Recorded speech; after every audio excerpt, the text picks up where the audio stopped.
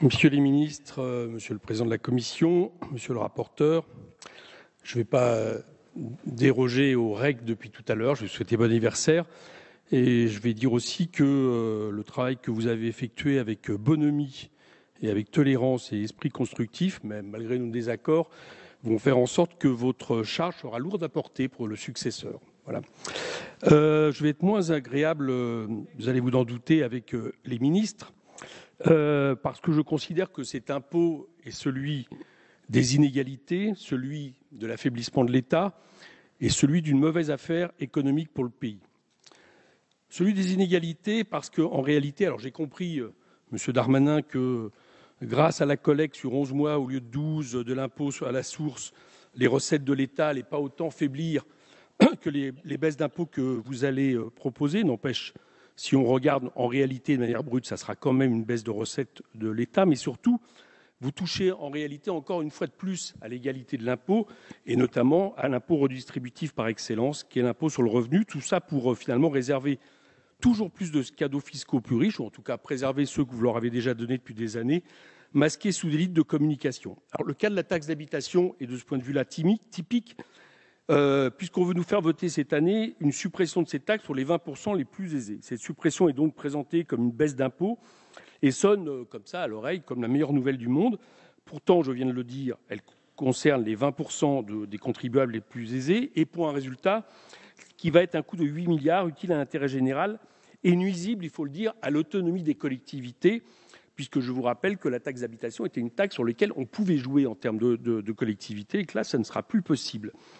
Je dois dire qu'au lieu d'avoir réglé le problème de l'inégalité et de la taxe d'habitation en révisant les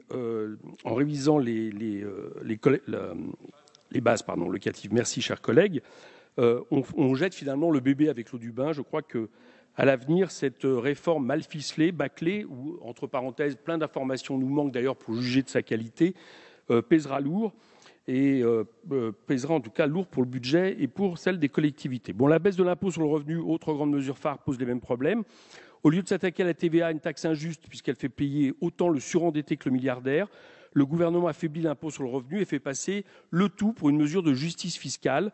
On nous présente donc une baisse censée aider les classes moyennes qui coûtera 5 milliards à la collectivité. Je ferai remarquer que la moitié des Français n'en bénéficieront pas, puisque ne payant pas l'impôt, des Français d'ailleurs qui travaillent, je dois le dire à Monsieur le maire qui est parti, puisque tout à l'heure il nous a expliqué, je ne sais pas où il a été chercher ça, que baisser l'impôt sur le revenu, c'était d'une certaine manière favoriser les revenus du travail. La moitié des Français qui ne payent pas l'impôt sur le revenu et qui ne seront donc pas concernés travaillent aussi.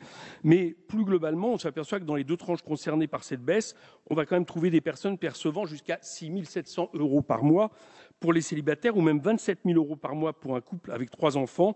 Je ne suis pas sûr que l'urgence fiscale de notre pays passait par cette baisse des impôts. Au contraire, il aurait fallu revoir, comme nous le proposons depuis des années, un impôt sur le revenu basé sur 14 tranches qui, en plus d'être plus juste, de faire moins porter l'effort sur les classes moyennes, aurait permis de rapporter 10 milliards de plus. Comment justifiez-vous qu'il s'ajoute à de nombreux autres milliards de cadeaux aux plus riches, aux grandes entreprises mises en place tout au long de ce quinquennat et qui ne cessent d'augmenter? Si on fait le bilan, suppression de l'ISF, la taxe, baisse des impôts sur les sociétés, en tout, fin 2019, ça aura coûté 30 milliards à l'État. Ces coûts ne sont même pas compensés par des mesures plus justes socialement ou par la suppression de niches fiscales inutiles, voire nocives. Vous avez annoncé à grand renfort de publicité qu'on allait s'attaquer aux niches fiscales. À l'arrivée, c'est seulement 600 millions sur les 100 milliards que coûtent ces niches fiscales. Et je dois dire que sur les crédits d'impôt à la recherche, là, dont Monsieur le maire nous a fait aussi la publicité tout à l'heure, je lui propose là aussi de se rapporter aux excellentes réflexions du rapporteur Monsieur Giraud sur ce crédit impôt recherche qui est bien plus critique encore que la Cour des comptes. Vous affaiblissez l'État, je l'ai dit tout à l'heure, de manière importante. Vous avez, Monsieur le maire, fanfaronné votre fierté qu'aucun gouvernement n'ait autant réduit les dépenses publiques en rapport avec le PIB. Monsieur Darmanin, vous êtes félicité de 40 milliards de dépenses évitées, je vous cite, mais on voit que ces dépenses vont en réalité beaucoup impacter sur la question du climat ou de l'intérêt général. Le bon sens élémentaire, me semble-t-il, vous aurait conduit à épargner justement au moins les capacités d'investir des plus modestes et la transition écologique. On va s'apercevoir que ce n'est pas le cas. Votre budget, en effet, supprime beaucoup de postes à ce ministère de la Transition écologique et sociale, moins 1073 équivalents temps plein, 5000 prévus d'ici la fin du quinquennat, au point que les syndicats que j'ai auditionnés il y a peu pour mon rapport et qui ont créé, vous le savez, un conseil pour la défense du ministère de l'écologie, dénoncent même un ministère en voie de disparition. Ce sont les termes de tous ces syndicats et s'inquiètent de l'écart grandissant entre les objectifs affichés sur les questions écologiques et les moyens les plus limites alloués pour les atteindre. De ce point de vue-là, Monsieur Darmanin, comme ça vous allez m'écouter, je voudrais, et je le dis à vous après n'avoir pas pu le dire à Mme Borne, lorsque j'ai posé ma QAG, il faudrait arrêter, si je suis gentil, avec les entourloupes, et si je suis plus méchant, avec les mensonges. Il n'y a pas 800 millions d'euros d'augmentation du ministère de l'écologie. Ces 800 millions, c'est 400 millions de reprise de la dette SNCF, donc ce n'est pas un apport au budget. Et les 400 autres millions, c'est le transfert de la prime d'aide aux véhicules propres, qui cette fois-ci sont budgétés sur la mission 174 énergie et climat.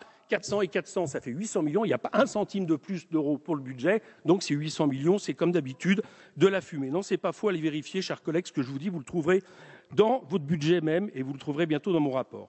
En somme, on leur demande de faire plus avec de moins en moins d'argent et cet écart ne cesse d'augmenter. Ça a évidemment des conséquences parce que pendant très longtemps, on se dit tiens, des milliards en moins là, des milliards en moins ailleurs. Quelles conséquences ça a concrètement, pratiquement sur la vie des Français? Eh bien, je voudrais faire une petite démonstration à travers la question de Lubrizol dont on a parlé récemment. D'accord ? Le fait que la Direction générale de la prévention des risques voit ses effectifs diminuer, ainsi que les opérateurs historiques de la prévention des risques depuis des années, c'est une baisse de moitié des contrôles annuels en 15 ans. Là encore, ce sont les paroles du directeur général adjoint de la Direction générale de la prévision des risques. Là aussi, vous pouvez le retrouver dans mes rapports. Un manque estimé pour lui à 200 inspecteurs, des sites de moins en moins contrôlés, ce qui fait qu'à partir de l'année prochaine, puisqu'il va y avoir encore moins d'équivalents temps plein, on a décidé pour se prioriser, et je le comprends, les établissements dits Céveso à contrôler plus du tout, par exemple, les stations-service d'essence et à contrôler moins les autres sites. Le bureau d'analyse des risques du ministère a estimé que le nombre d'accidents industriels a augmenté de 32% entre 2016 et 2018. Si vous ne voyez pas la corrélation entre ça et le fait qu'on contrôle moins les établissements à risque en France, je crois que nous ne parlerons pas du coup de la même langue. Ce budget pour 2020 n'est donc pas seulement insuffisant ou très injuste, il est dangereux, inquiétant et absurde économiquement, écologiquement. Là, je voudrais te parler des macroéconomiques 2 minutes. Avec des taux d'intérêt qui sont bas, même négatifs, c'est le moment idéal pour investir. C'est une mesure de bon sens pour le long terme et pour l'intérêt général, sur laquelle même les économistes les plus libéraux s'accordent aujourd'hui. J'ai vu que M. Le Maire estime que les Allemands ont trop de rigueur budgétaire. Alors pourquoi estimer que ce qui est bon pour les Allemands ne serait pas pour nous? On nous dit la dette, on essaie toujours de nous faire peur avec la dette. Une chose qu'il faut arrêter de dire, la dette, ce n'est pas 98% du PIB. Ce qu'il faut regarder de la dette, c'est que la dette, ce qu'elle nous coûte chaque année, et non pas sur le nombre d'années où on la rembourse. La dette, chaque année, le taux d'intérêt, c'est 42,1 milliards d'euros qui est coûté à l'État, et le service de la dette, c'est-à-dire ce que coûte la dette globalement, c'est 130 milliards d'euros. Arrêtons donc de faire peur, comme si chaque année, on avait à rembourser quasiment la totalité du PIB dans ce pays.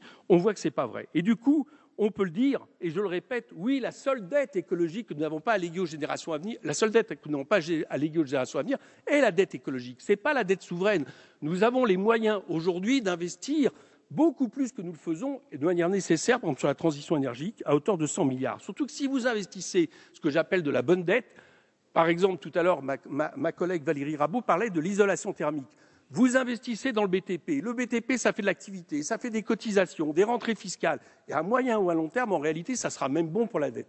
Par contre, il y a une mauvaise dette. La mauvaise dette, c'est quand vous décidez de mettre 40 milliards sur le CIC qui ne rapporte pas un emploi à l'État ou très peu. La mauvaise dette, c'est quand vous décidez de supprimer l'ISF. Là, on peut discuter ensemble sur ce qui accroît la dette et qui ne sert en rien à l'intérêt général. Cette proposition de grand plan d'investissement, ce n'est pas la seule que nous faisons. Il y a des mesures fiscales et plus justes qui rapportent, applicables immédiatement. J'en présente quelques-unes avec mon collègue Jean-Paul Mattei, qui est de la majorité, co-rapporteur avec moi de la mission sur l'impôt universel, avec lequel je propose des mesures sur les îles fiscales qui permettent de rétablir et renforcer l'exit tax, de créer un impôt étendu aux pays à fiscalité privilégiée, ce que j'appelle un impôt universel ciblé, et vous l'avez cité, M. Darmanin, et repris évidemment par le rapporteur, le fait de faire payer des chefs d'entreprise qui, domiciliés à l'étranger, tirent leur richesse des entreprises en France à un seuil de 250 millions. Au-delà de cet amendement, j'espère que pour les autres amendements, nos collègues de la majorité sauront nous écouter, comme j'espère qu'ils sauront reprendre, ce sera mon mot de la fin, ce qu'en commission des finances nous avons voté à la majorité. Je pense notamment à la refus de la régionalisation des chambres d'agriculture et à la baisse de leurs taxes. Merci. Merci, monsieur